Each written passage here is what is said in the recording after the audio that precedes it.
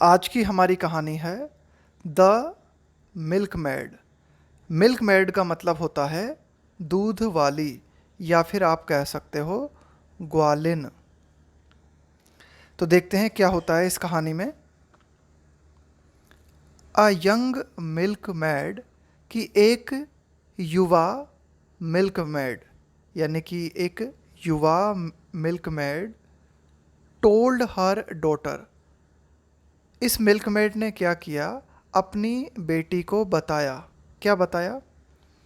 You can buy watt ever you like from the money you will get after selling the milk.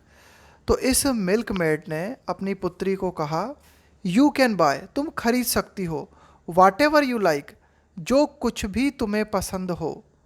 कहाँ से खरीद सकते हो?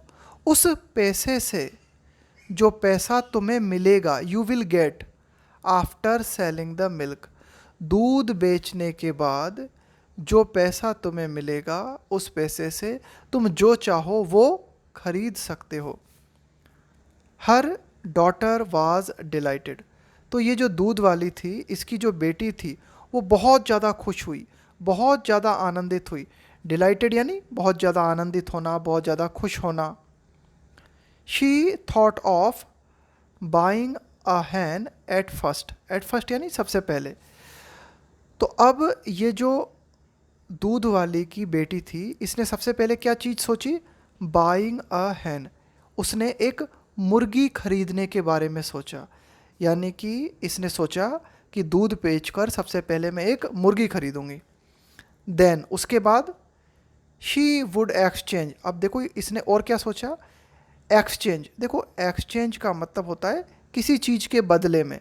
जैसे आप कोई व्यापार करते हो, आपने मुझे दूध बेचा, मैंने दूध के बदले आपको पैसे दिए, तो इसको बोलते हैं exchange. Then she would exchange the hens chicks. यहाँ पे चिक्स का मतलब है ये जो मुर्गी है ना, इसके बच्चे, चूजे, for a bull.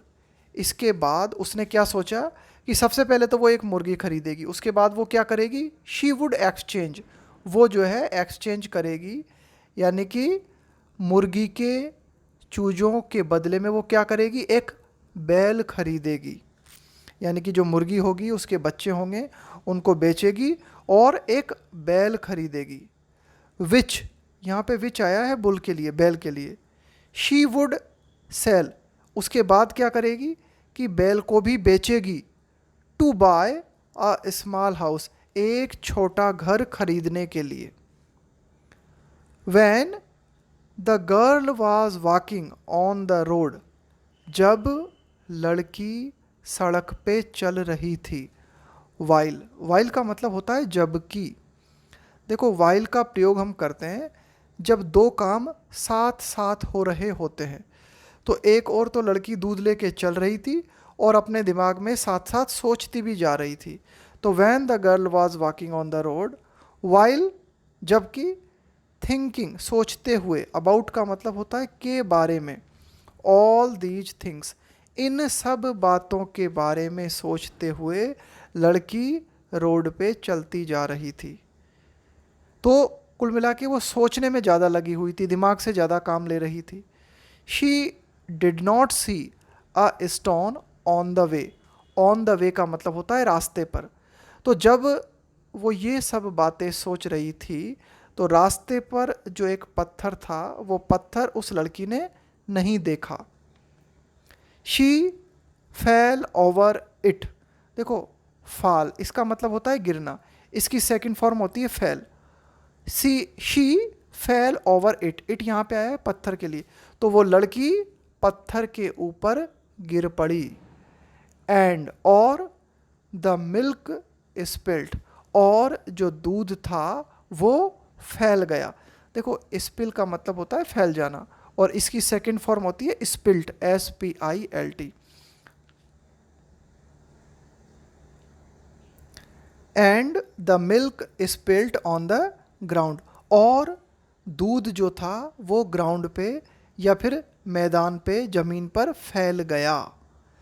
Which broke, अब ये जो दूध फैल गया ना, इसके कारण क्या हुआ? विच, इस चीज़ ने क्या किया, ब्रॉक ऑल हर ड्रीम्स, इसने उस लड़की के सारे सपनों को तोड़ दिया।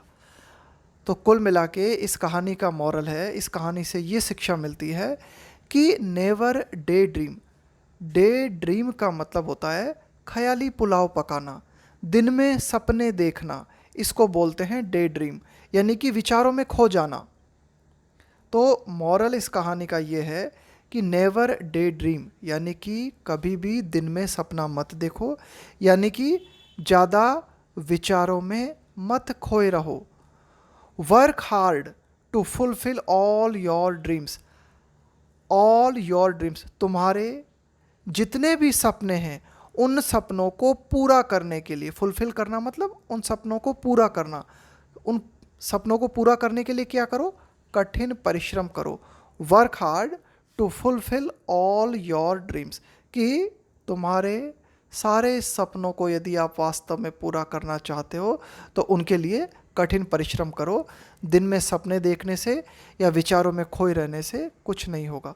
तो बहुत अच्छी कहानी थी जिसे आप अपनी लाइफ में भी जो है अप्लाई कर सकते हो।